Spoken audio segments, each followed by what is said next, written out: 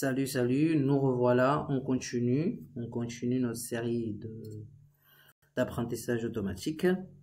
Donc, une fois que les modèles sont créés, maintenant on va essayer de les comprendre. On commence par le premier modèle d'arbre de décision, le modèle qui a utilisé l'algorithme C.0, qui est un modèle d'arbre de décision. On va voir comment il se comporte. Vous allez double-cliquer sur le modèle. Et là, paf, il donne déjà premièrement l'importance des prédicteurs, ce que je disais tout à l'heure. Ce sont les variables qui ont une grande influence sur la variable cible risque. Les variables qui influencent beaucoup plus le risque. Il y a premièrement le revenu. Il faut que le revenu ait une très grande influence sur le risque. Il y a aussi Storecar, le nombre de cartes de crédit des magasins, le nombre de cartes de crédit de magasins détenues par le client. Et puis en troisième lieu, il y a le nombre de cartes de crédit que possède le client. Ces trois grandes variables, ils ont une très grande influence sur le fait que le client soit un bon client qui a un risque faible, un risque moyen, bad profit, un risque très élevé, bad loss. Voilà, il faut observer ces trois variables. Et puis en bas, il y a gender, si c'est une femme ou un homme. Puis il y a marital, il y a un nombre d'enfants, l'âge, etc. Donc, pour visualiser, vous allez venir à visualiseur, vous cliquez, il va vous montrer l'arbre. Voici comment ressemble l'arbre de décision. Ça va vous permettre de prendre la bonne décision. Cet arbre est très grand. Donc, comme vous entendez le mot arbre, chaque arbre possède une racine, commence par une racine, et la racine va commencer à faire sortir des branches, et chaque branche des feuilles, et chaque feuille des racines, et des branches et des feuilles, etc. C'est la même chose ici. Donc, on a le nœud 0 qui est le nœud racine. On commence toujours l'interprétation par le nœud racine. Et on voit bien que ça commence toujours avec la variable la plus significative, la plus influence, income, le revenu. Donc là, vous allez descendre. Et là, par exemple, on prend ici, on a un client qui a un revenu. Vous allez venir à gauche. Un revenu inférieur à 25 000 $, 25 728 $. Ce client, on va regarder son âge, comment on interprète. On va interpréter jusqu'à arriver à un nœud appelé un nœud terminal. C'est un nœud qui ne fait pas sortir d'autres racines, d'autres branches. C'est un nœud qui se termine sur elle seule. C'est là où on va prendre la décision. Déterminer le profil de ce client-là. Un client qui a un revenu, les clients qui ont un revenu inférieur à 25 728 $ et leur âge, par exemple, est inférieur à 39 ans, leur âge est inférieur à 39 ans, et que aussi le nombre de cartes de crédit de magasins détenues par ces clients est de 0, ils n'ont pas de nombre de cartes de crédit, ils ont une probabilité de 100% d'être des bons risques, des good risks, c'est-à-dire si on vous demande le profil des bons risques, sont des clients, par exemple, qui ont un revenu inférieur.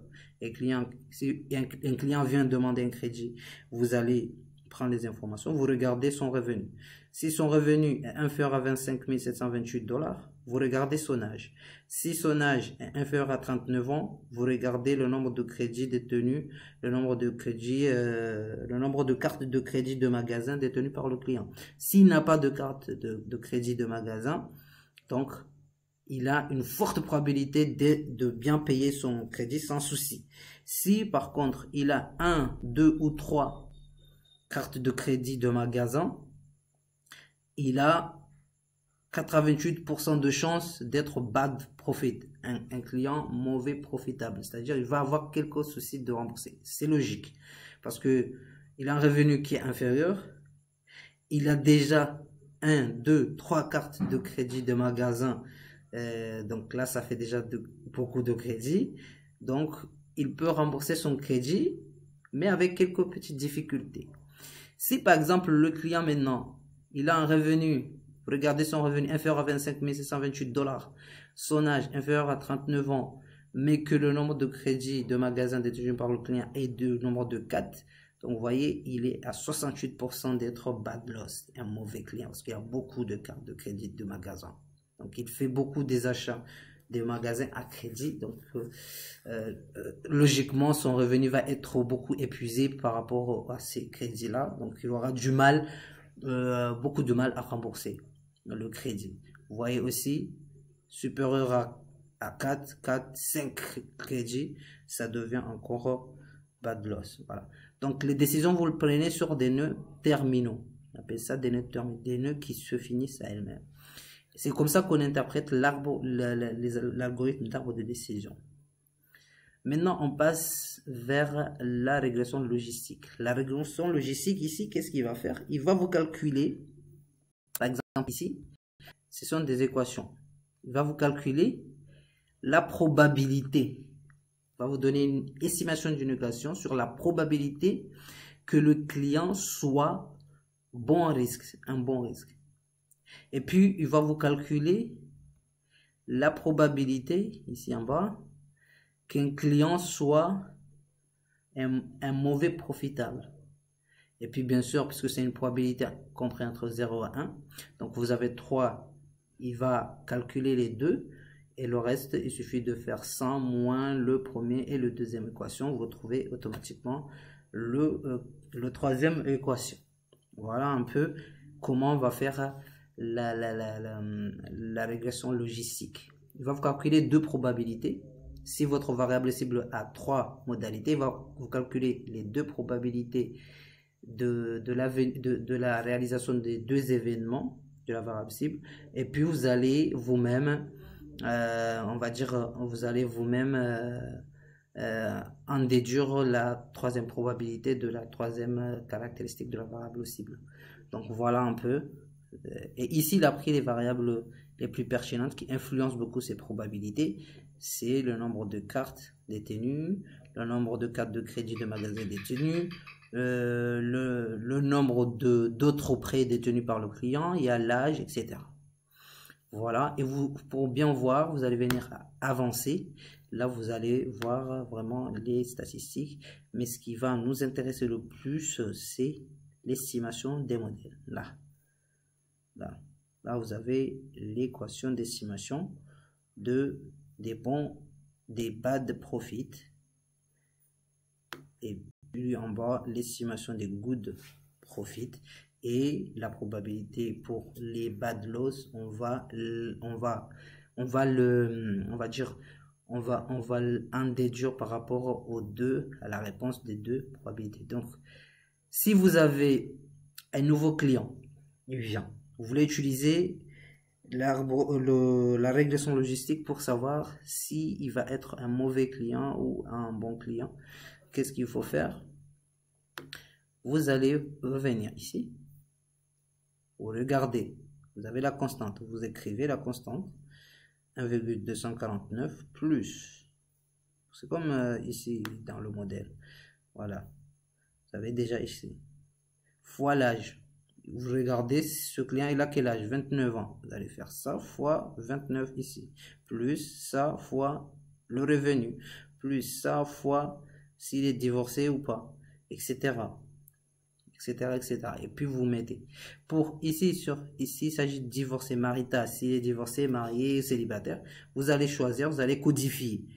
Par exemple, 1, marié, 2, divorcé, 3, célibataire. Vous mettez ces chiffres-là. C'est à vous de codifier pour identifier ça. Mais normalement, vous n'avez pas besoin de faire ça à la main parce que on va voir à la fin la prédiction, il se fait automatiquement. Donc, au niveau de réseau de neurones, même chose, vous double-cliquez.